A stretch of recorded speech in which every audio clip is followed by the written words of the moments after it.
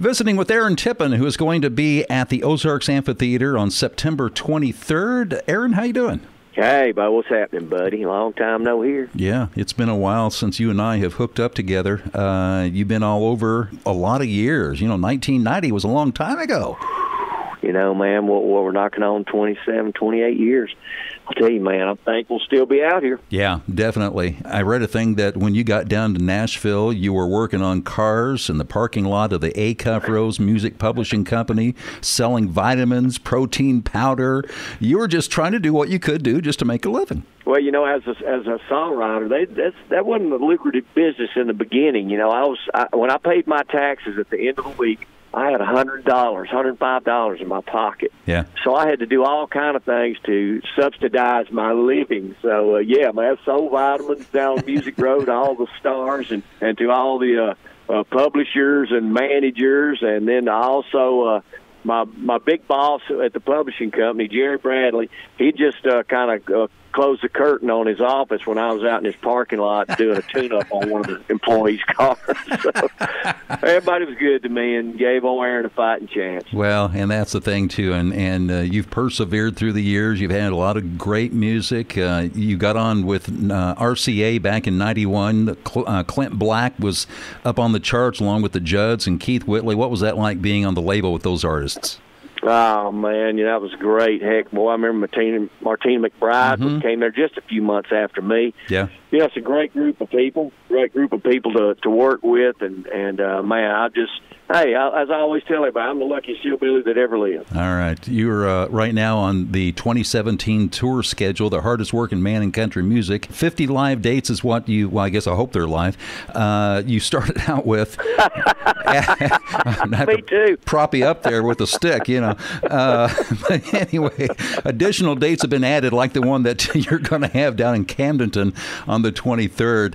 And a lot of folks don't realize this, but back in the day when you were first starting off, I read this, that Bob Hope's daughter, Linda, contacted you and asked if you'd be interested in entertaining the troops. How was that? That's pretty cool. I mean, it kind of happened accidentally. She was in L.A. and listening to country radio, and she heard my first single come on, You Got to Stand for Something. Right. She called the radio station, and she said, hey, you think you'd want to go entertain troops? They said, well, we don't know. Call his record label. So called the record label, and they said, well, we don't know. Call his manager. So called the manager, and he said, well, I don't know. Let me ask Aaron. And they called me, and I said, heck yeah, I want to go see the troops. So that's where it all started, Christmas of 1990, Bob Hope Show. Wow, how about that? And let me ask you this, because a lot of people don't know. You're from Florida originally, right? Well, that's where I was born. Yeah. But, actually, I probably should have been born in Bainbridge, Georgia. My dad was an Air Force flight instructor, and he was flying night missions, and just my mom didn't want to be by herself, so she went down to Pensacola to her sister's house to have me, and okay. 5 days later, I was back in Bainbridge. Okay, so is that where the Palmetto comes from?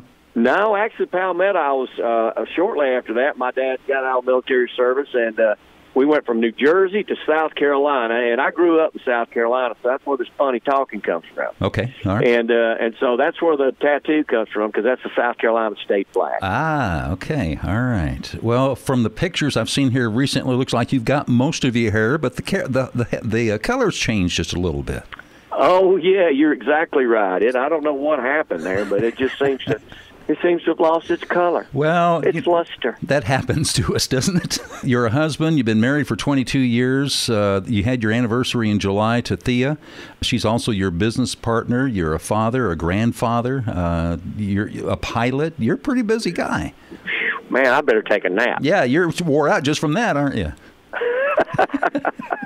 No, I appreciate you taking the time and calling us. We look forward to the big show at the Ozarks Amphitheater on September 23rd. Keep doing what you're doing because we love it, and we look forward to seeing you on that date. Hey, Bo, thank you, man. And I got to tell you, man, I look so forward to it, too. Somebody reminded me a while ago, that we kind of opened that place up. I think it was Hank Jr. and Leroy Parnell and myself. And it's just great to come back. And that's the biggest kick I get now are the places I've been and remembering who I played there with. And most of all, the folks that come to these shows and keep coming back. And God bless them. And I can't wait to see everybody. So tell everybody to come on out, see the Hillbilly one more time. All right, we'll do. Aaron, have a fantastic day. Thanks a lot. See you. All right, have a good one. Thanks, Bo. All right, bye-bye. See you, bye.